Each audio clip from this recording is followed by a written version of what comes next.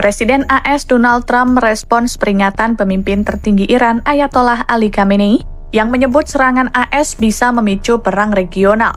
Ketegangan di Timur Tengah kembali mencapai sebuah fase yang oleh banyak analis disebut sebagai titik paling berbahaya dalam satu dekade terakhir.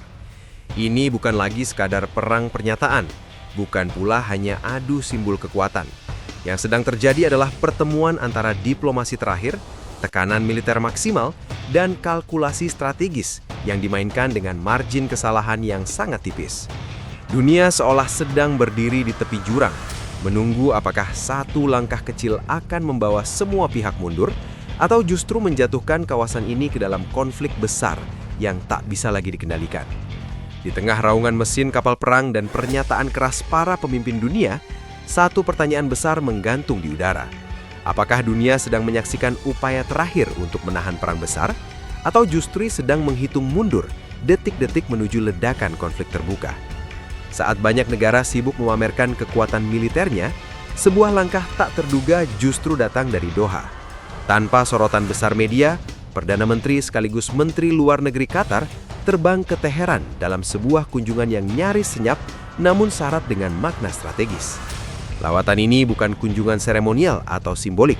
Ini adalah diplomasi darurat, sebuah misi yang lahir dari kesadaran bahwa satu kesalahan kalkulasi saja bisa menyeret seluruh kawasan Teluk, bahkan dunia, ke dalam pusaran perang yang jauh lebih besar dari sekadar konflik regional. Qatar, negara kecil dengan pengaruh diplomatik yang jauh melampaui ukuran geografisnya, kembali memainkan peran unik sebagai penyeimbang antara Barat dan kekuatan regional. Ketika suhu politik kawasan mendidih, Doha memilih turun langsung ke jantung ketegangan, Teheran. Di ibu kota Iran itu, pertemuan berlangsung dengan figur-figur paling berpengaruh dalam arsitektur keamanan nasional Iran. Salah satu nama yang paling menyita perhatian adalah Ali Larijani. Dalam sistem politik Iran, Larijani bukan sekadar pejabat senior. Ia dikenal sebagai penjaga nalar strategis negara, sosok yang kerap muncul ketika ancaman militer mulai berubah dari sekadar kemungkinan menjadi resiko nyata. Kehadirannya menegaskan satu hal penting, yang sedang dibahas bukan isu kecil, bukan pula sekadar retorika diplomatik, melainkan skenario terburuk yang bisa menyeret seluruh Timur Tengah ke dalam perang terbuka. Hanya berselang sehari sebelum pertemuan itu, panggung geopolitik global kembali bergerak. Di Moskow, Presiden Rusia Vladimir Putin menerima pejabat tinggi keamanan nasional Iran. Pertemuan ini dikonfirmasi langsung oleh Kremlin dan segera memicu spekulasi luas di kalangan pengamat internasional. Rusia bukan pemain netral. Moskow memiliki kepentingan besar untuk menjaga stabilitas regional sekaligus menantang dominasi Amerika Serikat di kawasan. Bagi Rusia, perang besar di Timur Tengah bukan hanya soal energi atau aliansi, tetapi juga soal keseimbangan kekuatan global. Bagi Teheran sendiri, Moskow bukan sekadar mitra diplomatik. Rusia adalah penyeimbang strategis di saat tekanan dari Washington dan Tel Aviv semakin menguat. Hubungan ini memberi Iran ruang bernafas di tengah isolasi dan sanksi. Iran menegaskan bahwa rangkaian pertemuan tingkat tinggi ini digelar dengan satu tujuan utama, yaitu mencegah resiko keamanan yang semakin membesar dan menyebar ke seluruh Timur Tengah. Pesan ini disampaikan berulang kali, seolah ingin menegaskan bahwa meski Iran terus memperlihatkan kesiapan militernya, pintu diplomasi belum sepenuhnya ditutup. Inilah bahasa ganda geopolitik yang seringkali membingungkan publik. Di satu sisi, Iran berbicara tentang perdamaian dan stabilitas. Di sisi lain, ia terus memamerkan kemampuan militernya, dari latihan besar-besaran hingga uji sistem persenjataan. Diplomasi berjalan berdampingan dengan ancaman kekuatan. Qatar melalui pernyataan resminya menegaskan dukungan penuh terhadap semua upaya yang bertujuan menurunkan ketegangan dan mencapai solusi damai. Doha menekankan pentingnya kerjasama untuk menyelamatkan rakyat kawasan dari dampak eskalasi yang tak terhindarkan jika konflik benar-benar pecah. Kalimat-kalimat ini mungkin terdengar normatif, namun dalam konteks situasi saat ini, maknanya jauh lebih dalam. Qatar memahami bahwa perang dengan Iran bukan hanya perang Iran. Ini adalah konflik yang berpotensi mengguncangkan stabilitas Teluk, mengacaukan jalur energi dunia, dan menggoyahkan keseimbangan politik global. Namun di sisi lain, suara yang berlawanan justru terdengar semakin lantang.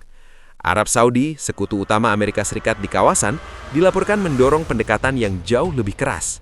Riyadh memperingatkan Washington bahwa sikap ragu dan penundaan hanya akan memperkuat posisi Iran. Dalam pertemuan tertutup tingkat tinggi, Menteri Pertahanan Saudi menyampaikan pesan tegas bahwa serangan preemptif dianggap sebagai opsi yang lebih aman dibanding membiarkan Iran terus mengkonsolidasikan kekuatannya.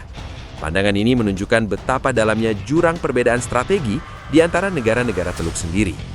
Ketegangan semakin meningkat ketika laporan muncul bahwa Iran mengeluarkan peringatan langsung ke sejumlah negara Teluk, termasuk Arab Saudi, Qatar, dan Uni Emirat Arab. Pesan itu disampaikan secara lugas dan mengerikan. Jika Iran diserang terlebih dahulu, maka serangan balasan tidak akan terbatas. Targetnya mencakup bangkalan militer Amerika Serikat, sekutu, hingga kedutaan besar di seluruh kawasan.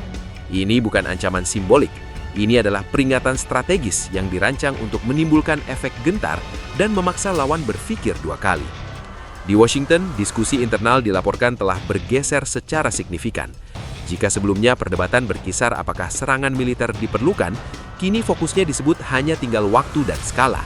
Amerika Serikat dan Israel menurut laporan media internasional semakin yakin bahwa aksi militer terhadap program nuklir Iran tak bisa dihindari. Tekanan politik domestik, kalkulasi strategis, dan persepsi ancaman bersatu membentuk logika konfrontasi yang semakin sulit dibendung. Namun di tengah narasi eskalasi itu, muncul pernyataan mengejutkan dari Presiden Trump. Dalam pernyataan publiknya, Trump mengungkapkan bahwa pembicaraan langsung dengan perwakilan tingkat tinggi Iran sedang berlangsung.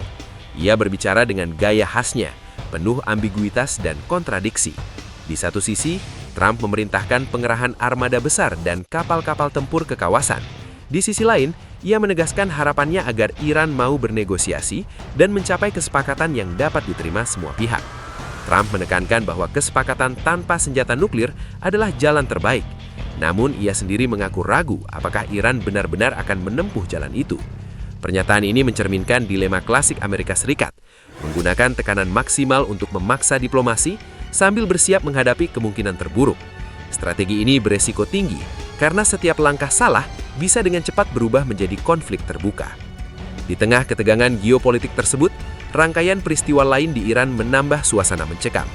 Gempa berkekuatan 5,2 magnitudo mengguncang wilayah Asaluyeh di Provinsi Bushehr, sebuah kawasan penting yang berada dekat dengan fasilitas energi strategis Iran. Meski tidak menimbulkan kerusakan besar, waktu terjadinya gempa memicu spekulasi luas.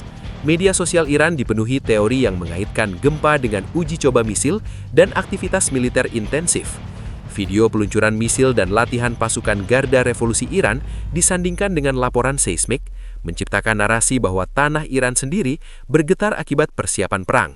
Spekulasi ini semakin liar ketika sehari sebelumnya terjadi ledakan besar di sebuah gedung 8 lantai di kota pelabuhan Bandar Abbas.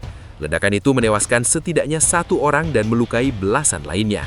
Meski otoritas setempat menyebut kebocoran gas sebagai penyebab awal, publik yang sudah berada dalam kondisi tegang sulit menerima penjelasan sederhana. Dalam atmosfer ketakutan dan rumor, setiap suara keras dan setiap getaran tanah ditafsirkan sebagai pertanda sesuatu yang lebih besar. Para ahli seismologi berusaha menenangkan situasi, menjelaskan bahwa tidak ada bukti ilmiah yang mengaitkan uji coba misil dengan gempa tektonik. Namun penjelasan rasional seringkali kalah dengan persepsi publik ketika ketegangan politik mencapai puncaknya. Ketakutan kolektif menjadi bagian dari dinamika konflik modern, di mana perang informasi dan persepsi sama pentingnya dengan kekuatan militer. Kecurigaan terus hidup dan setiap peristiwa baru seakan memperkuat rasa bahwa Iran sedang berada dalam fase paling genting dalam beberapa dekade terakhir. Di tengah situasi ini, pemimpin tertinggi Iran Ayatullah Ali Khamenei menyampaikan peringatan terkerasnya sejauh ini. Ia menegaskan bahwa setiap serangan militer Amerika Serikat terhadap Iran tidak akan berhenti pada satu titik, namun akan memicu perang regional berskala luas. Menurut Khamenei, bangkalan militer Amerika Serikat, sekutu-sekutunya, dan jalur pelayaran strategis akan terseret ke dalam konflik. Pernyataan ini bukan sekadar retorika. Ini adalah doktrin pencegahan yang dirancang untuk membuat lawan berpikir 2 kali sebelum menarik pelatuk. Kata-kata itu disampaikan saat kapal perang Amerika Serikat dan armada pengawalnya bergerak di perairan sekitar Iran. Kehadiran militer tersebut menjadi simbol kesiapan dan determinasi. Bagi Teheran, ini adalah bukti bahwa ancaman tak lagi hipotetis. 2 kekuatan besar kini saling menatap di arena yang sempit dengan ruang kesalahan yang semakin kecil. Di titik inilah dunia berada di persimpangan berbahaya. Di satu sisi, jalur diplomasi masih terbuka, ditopang oleh upaya Qatar, Rusia, dan sejumlah aktor regional lain yang menyadari bahwa perang akan membawa kehancuran bersama. Namun di sisi lain, suara yang berlawanan justru terdengar semakin lantang. Pertanyaannya bukan lagi apakah perang mungkin terjadi, melainkan apakah masih ada cukup kehendak politik untuk mencegahnya. Timur Tengah telah terlalu sering menjadi medan uji coba ambisi global. Setiap konflik yang baru selalu datang dengan janji bahwa ini akan menjadi yang terakhir. Namun sejarah menunjukkan sebaliknya. Setiap krisis yang fagal dikelola dengan baik hanya melahirkan siklus kekerasan berikutnya. Saat kapal perang bergerak dan para diplomat berunding di balik pintu tertutup, nasib miliaran orang di kawasan itu bergantung pada keputusan segelintir elit. Apakah diplomasi akan bergerak lebih cepat dari misil? Ataukah dunia akan kembali menyaksikan bagaimana satu percikan kecil menyulit api perang besar? Jawabannya mungkin akan segera terungkap, dan ketika itu terjadi, dampaknya tidak hanya dirasakan di Teheran, Washington, atau Tel Aviv, tetapi juga di seluruh dunia.